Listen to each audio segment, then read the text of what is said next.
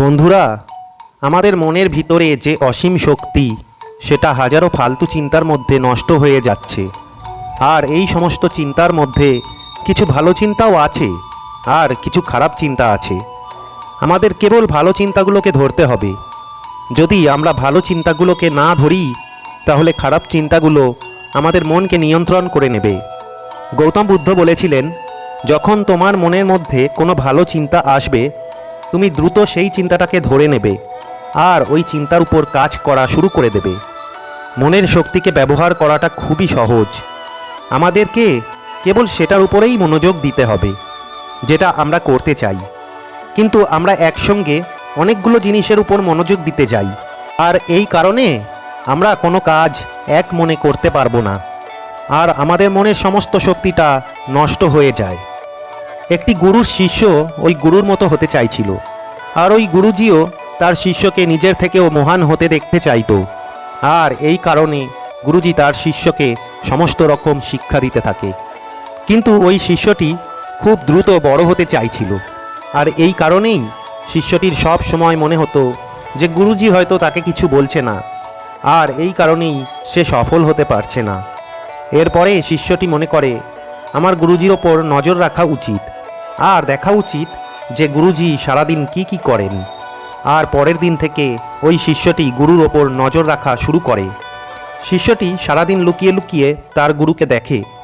সকালে ঘুম থেকে ওঠা থেকে শুরু করে রাতে ঘুমাতে যাওয়া পর্যন্ত গুরুজি কি করে, কোথায় যায়, কিভাবে ধ্যান করে, কিভাবে খাবার খায়, কী রকমের কথা বলে, কিভাবে হাঁটে, কিভাবে বসে, কিভাবে ঘুমায়, এই সব কিছুই শিষ্যটি লুকিয়ে লুকিয়ে দেখছিল। আর পরের দিন থেকে ওই শিষ্যটিও সেই সব কিছু করা শুরু করে দেয় যা তার গুরুজি প্রতিদিন করত। এরপর থেকেই শিষ্যটি তার গুরুকে হুবহু নকল করার চেষ্টা করে। আর পরের দিন সকালে নদীতে স্নান করতে গিয়ে গুরুজি দেখে ওনার শিষ্য ওনার সঙ্গে আসছে, আর ওই শিষ্যটি ওখানেই স্নান করে যে জায়গাতে গুরুজি স্নান করত। শিষ্যটি ওই পাহাড়ে গিয়ে পৌঁছাতে যায় যেখানে বসে গুরুজি রোজ সকালে ধ্যান করত। আর গুরুজি আসার আগেই ওই শিষ্যটি এসে ধ্যানে বসে পড়ে। আর এটা দেখার পরে গুরুজি একটু হাসে। তার পাশে থাকা অন্য একটি পাথরের উপর বসে গুরুজিও ধ্যান করা শুরু করে দেয়। কিন্তু এদিকে শিষ্যটি মনে মনে ভাবে যে এখন হয়তো গুরুজি তাকে কিছু বলবে। কিন্তু বেশ কিছু সময় পরেও যখন গুরুর কোনো কথা শুনতে পায়নি, তখন শিষ্যটি চোখ খুলে দেখে যে গুরুজি অন্য একটি পাথরের উপর বসে ধ্যান করছে। তখন ওই শিষ্যটি ভাবে হয়তো সপ্তাহে কোনো একটি দিন অন্য একটি পাথরের উপর বসে ধ্যান করতে হবে। শিষ্যটির এই সমস্ত ব্যবহারগুলো দেখে ওই গুরুজি বুঝতে পারে যে তার শিষ্য তার মতো হবার চেষ্টা করছে, আর এই জন্যই সে চোখ বন্ধ করে তাকে অনুসরণ করছে। আর এই কারণে গুরুজি ওই দিন রাতে একটি গাছের ডালে গিয়ে ঘুমিয়ে পড়ে। এরপরে শিষ্যটি ভাবে হয়তো রাতে গাছের ডালে ঘুমিয়ে থাকলে দ্রুত জ্ঞান বৃদ্ধি পাবে, আর এই কারণেই ওই শিষ্যটিও ওই গাছের অন্য একটি ডালে গিয়ে শুয়ে পড়ে।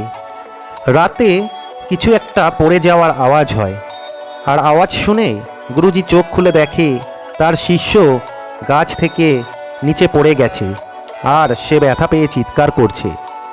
এরপর গুরুজি নিচে এসে তার শিষ্যকে ওঠায় আর বলে, যখন তুমি কোনো কিছু না ভেবে অন্য কোনো মানুষের রাস্তায় চলতে থাকবে বা অন্য কোনো মানুষকে চোখ বন্ধ করে নকল করবে, তখন তুমি ঠিক এভাবেই পড়ে যাবে যেমনটা আজ তুমি এই গাছ থেকে পড়ে গেছো।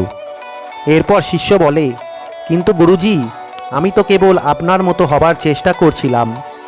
তখন গুরুজি বলে, তুমি যদি একটা বানরকে নকল করতে থাকো তাহলে হতে পারে তুমি অনেক চেষ্টা করার পরে ওই বানরের মতো কাজ করতে পারবে, কিন্তু তুমি তো একটা মানুষ, তারপরেও কি তুমি বানর হতে চাইবে? তখন ওই শিষ্য বলে, আমি তো কখনোই বানর হতে চাইব না।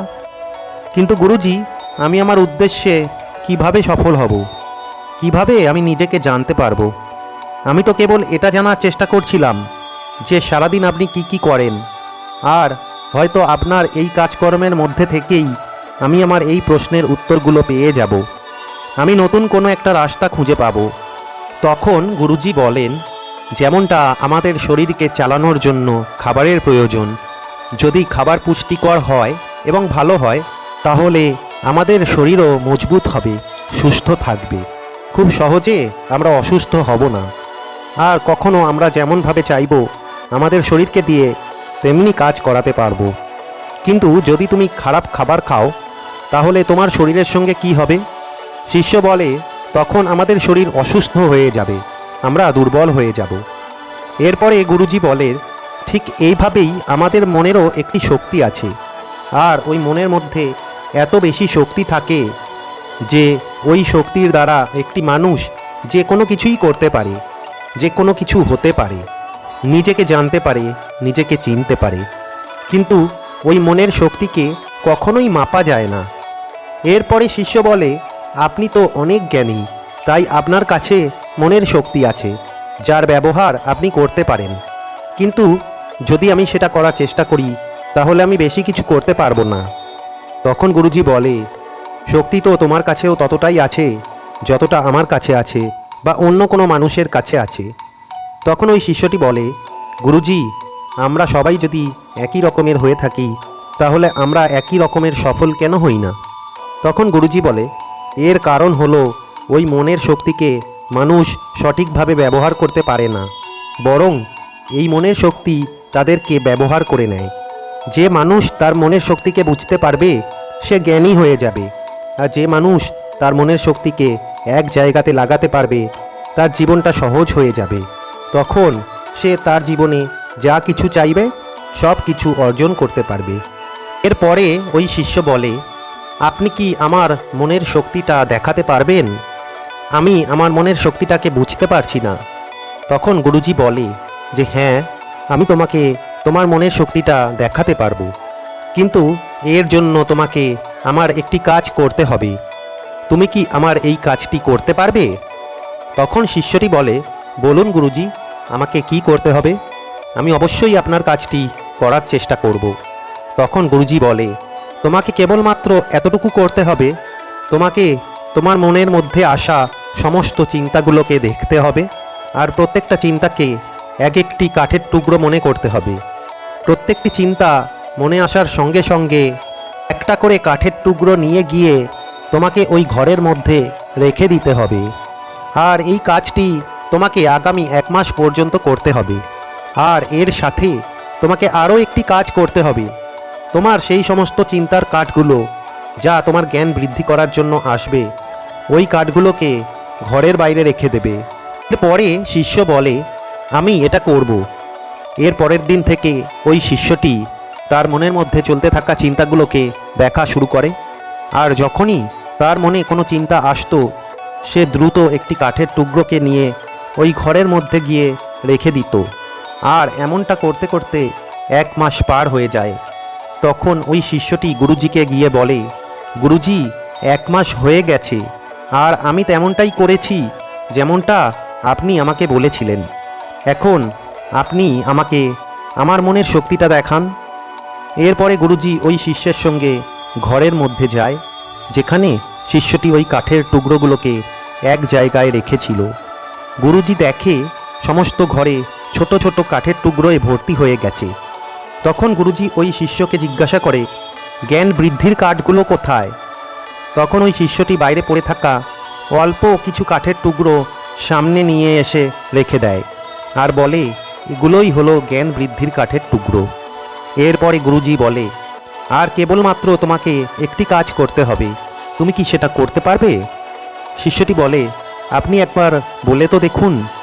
গুরু বলে, এই যে কাঠ যা তুমি একত্রিত করেছো, এই সমস্ত কাঠগুলোকে একসঙ্গে বেঁধে ফেলে দিয়ে এসো।